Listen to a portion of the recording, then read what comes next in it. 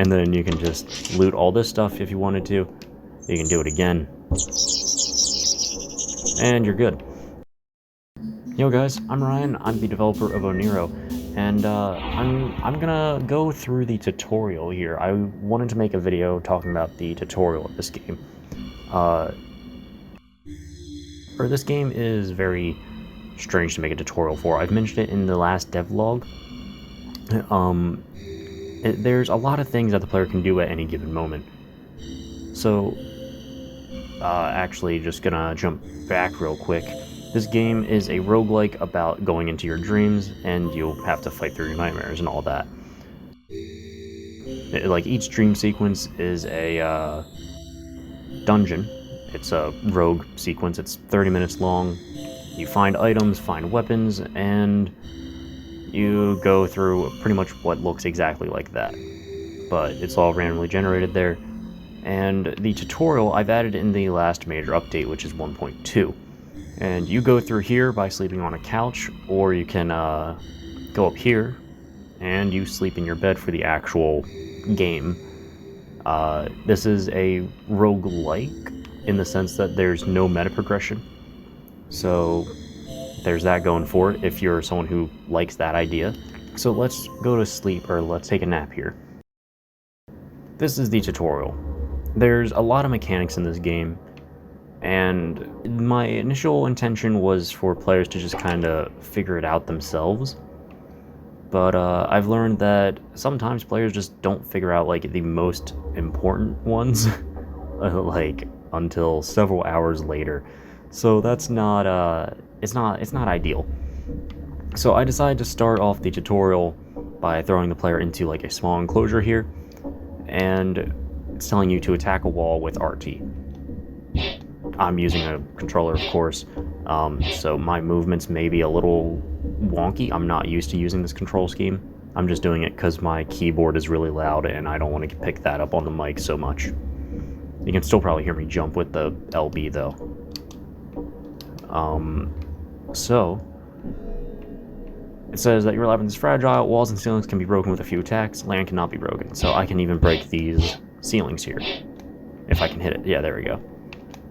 So I can break the ceilings, I can jump where they were. Oneiro has a heavy focus on looting chests and collecting items. We'll collect this item, and now we have Blessed Artery. Now, I kind of skipped through what that was. Oh, actually, let me set on this. This is what it'll probably look like for someone who just booted up the game for the first time. I had this toggled on so it would like get rid of the extra text because I know what those buttons do. But this is how it's going to look at the very first time you boot up the game. So we get stabbed by some spikes here. I thought we could jump through there, maybe not. You'll soon see that your labyrinth can be quite unforgiving, and and then it tells you about the stacking mechanic. So pretty much, Oneiro allows nearly every item to be collected multiple times to amplify their effects. So this is showing you that we can open up all these. These are all boots, alright? These boots increase your movement speed by 5%, and so if we collect these, collect, there we go, collect, and then it's telling us that we can press B to see our current items and gear. So this is, we have 5 boots, 5% movement speed. So we are noticeably quicker, and we're actually quick enough. We'll break that. We have duplicator. I put these pots in a little bit before the tutorial actually got to them. I think up there is actually where it starts talking about them. But we can see our current items and gear, and this says it's equipped right now. I can push LT to discard. A magical device with the inscription duplicator. Upon using it, choose any item or gear to create one extra copy of it. So we can do this right now. If the player feels like looking at their inventory right after picking that up, they can use it, nothing's stopping them from it. And we'll duplicate some boots here. And now we have, 6 times 5, so 30% movement speed, which is actually enough to just go right through these spikes. And that was something I was pretty proud of trying to show to the player. I want the player to realize that items can make a difference here. So Let's break these. Oh, it says find gear by breaking pots. To cycle through your gear, press Y. I don't have any other gear to cycle through until I pick this up. And now I can shift between grapple hook or life potion. So, now we can press X to use any of these. So like if we want to use life potion here, because we're at 60 health right now, we can get up to 88. And we'll break this, we get another duplicator, and we can open this treasure, we get a magical lamp. And this is an additional jump, so now we have a second jump, which is super good. This is telling about the pitfalls, which is something else that I've noticed. I've watched a lot of people play my game, or a handful of people, and a lot of people seem to not realize that some floors are different colors, or different patterns. Like if you step on them, they vanish very shortly after. So that results in a lot of death, a lot of early death, and some people don't even realize what's happening, so I had to make sure to include it in here. And right now, that's actually all the traps that are in the game. So at this point in the tutorial, they know about both the traps, the spike traps over there, and then the pitfalls that just collapse beneath you. And those are both very important because those can end runs very, very quickly. This part is telling us to attack the enemy, or with RT. We can finish a combo with LD. And there's more on that later. There's more on that when we get over there. This is kind of where the first challenge of the tutorial is. I would argue this is the first challenge here. There it says that there's something up there, and I believe I've found that there's like 5 different ways up there. I think it was 5. I think you can actually... Okay, here. So we have 1 magic lamp right now. So if we feel like using a duplicator, we can get a second magic lamp. So now we have 2 jumps, which is more than enough to get up here. And I don't think 1 jump is actually enough. Yeah, 1 magic lamp isn't enough. You could do 2 jumps up there, you can do 2 jumps up here, break this wall if you wanted to. You can just grapple hook up there if you feel like it. Yeah, you can just jump on top of these walls, do that way. You would argue that that's like the same thing. You could argue that. You could go over here, magic lamp, that's another magic lamp. You could just skip that entire section, thinking about it now. Let's pick up some dice. I didn't think about it until now that I'm recording it. Dice have a chance to teleport the player. And, that would be a very quick way to, or I guess that would be yet another way to actually break through this whole thing. But right now, or to just skip this part, I mean, and that's what I'm trying to say. I'm doing this video completely off script, you know, that's why it is how it is right now. There's text here saying, have you tried using duplicator gear? And, you know, if you haven't used it, you would have like 3 of them right now. And it would be possible to get up here without duplicator gear also.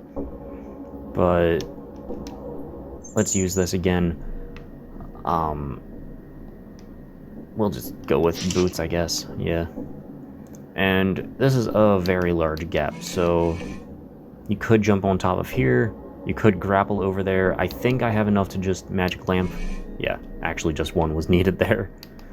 Oh, okay.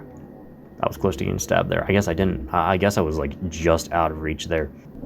So this is the weapon room. This is what introduces the player to the different types of weapons that they have. So it says that there's 5 types of weapons: fist, swords, hammers, spears, and karambits.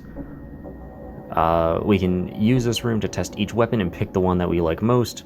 And if you want fist again, you can just place them back on the weapon racks. So we'll take a look at this longsword here. Swords are an average all around. Jack of all trades. Holding LT will charge a 2-part attack which can cause paralysis. So this is the LT attack. This is the RT, or the primary. Yeah, the LT is like the alternative attack. Every weapon has them. They're like special. It's like slower, stronger versions of their normal attacks. So hammer weapons have the highest base damage of all weapons. Holding LT is a 2-part attack. If you hit the ground with the second hit, you can cause a shockwave, which actually destroys walls. That's something else to mention here. Boom. Destroyed that wall. I didn't even realize it. Let's pick up this spear.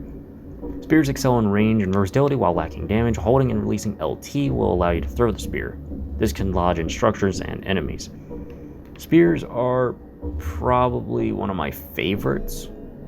I'm kind of torn between spears and karambits being my favorite weapons as the developer, but they both have their drawbacks, their benefits, and everything.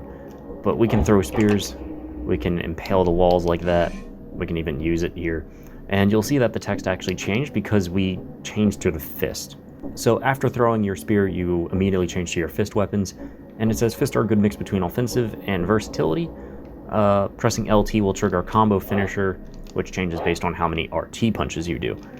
So like if we do 1 punch and then LT, we do like a multi-punch here. If we do 2 and then LT, we do like a little chop here. If we do 3, we end up doing like an overhead strike, which is good as well. Karambits excel in speed while lacking range. Pressing LT will prepare you to counter an enemy attack with good timing. Alright, so I guess I want this one. I'm kind of torn between this one and the spear. I'll give the spear a shot. So let's actually use a dice here and see what happens. Okay, we just get iced. So ice is just something that makes you just a bit slower, and this is telling us to defeat the enemies. Hopefully that feels good for anyone that's new to the game. Hopefully that's not like too much going on at once. But we'll pick up this grapple hook, we'll pick up this duplicator, this power capsule, and it's telling us to use life potions to heal any missing damage. So this is something I really like here. You'll see that there's spike traps here, and there's like a really long gap, no land at all. So, and you'll also see that over here there was a pot here that dropped grapple hooks. That was me kind of wanting to tell the player that, like, hey, you can use grapple hooks to do this. It's still cool to me. And then you can just loot all this stuff if you wanted to. You can do it again, and you're good. That pattern can generate in like in the actual dreams, in the actual dream segment. So what do I have? I have 3 magic lamps. I can do that. And then we can just jump 1, 2, jump 1, 2. And it says there's 3 enemies ahead, defeat them all. And this is the very last bit of the tutorial, so I'm just going to... Yeah. Cha. And, I guess I didn't need to drink that. But we'll take this guy out. And we'll take that guy. Let's take that spear out. We'll lodge in him. Oh. That's like... Oh, it like hit his backsides when he bent over. Okay. Yeah. Oh, that's weird. Okay, give me this. Yeah. Dude is gone. Alright. So, you are ready for a full night's rest. Walk into the beam to speed up the sleep timer. And to manage your time, utilize gear and defeat powerful beasts that lurch below. So it tells the player like what they're supposed to do. This I kind of threw in at the very end.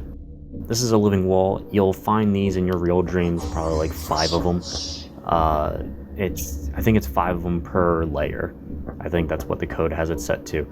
And this is supposed to just show you that, you know, shops exist. Like, because I've talked to someone and they said that, like, they were playing for a few hours and they didn't even realize that shops were a thing. So I had to fix that. I had to make sure to include that somewhere within the tutorial. So anyhow, that's the tutorial. That's pretty much a run-through of the tutorial. That's my thoughts on it. And a lot of this video was probably just me rambling. Oh, there's also like little secrets here. There's this one down here. This is like a whole vulture skull. This is like a really, really good weapon. As to why I decided to put it here, I kind of just wanted to show the player that, you know, this game does have some secrets. Like in the real labyrinth, in your real dreams, you'll have, like sometimes you'll notice a chest is behind a wall. You could alternatively just kind of grapple hook up here. And like things like that is what makes this game difficult to make a tutorial for. I feel like what I did was probably the best that I could do. It was a little bit rushed, but maybe I'll add more to it in a later update. But I think right now this is good. I think it shows the player what's important for the game, and there's still a lot of more mechanics that they'll just find as they go along. So basically we just go in here, we walk into the beam, sleep timer increases, and we end up waking up here. So after that, we wake up in our house, and we've done the tutorial. Still love that. That was like the first thing I coded in this entire game, pretty much. It was like this in the weapon swinging system. So anyhow, this was the little rundown here. I hope this maybe got some people interested in the game. I hope you enjoy it if you do play it, and even if not, thank you for checking out this video, and I will hopefully see you in the next video. See ya.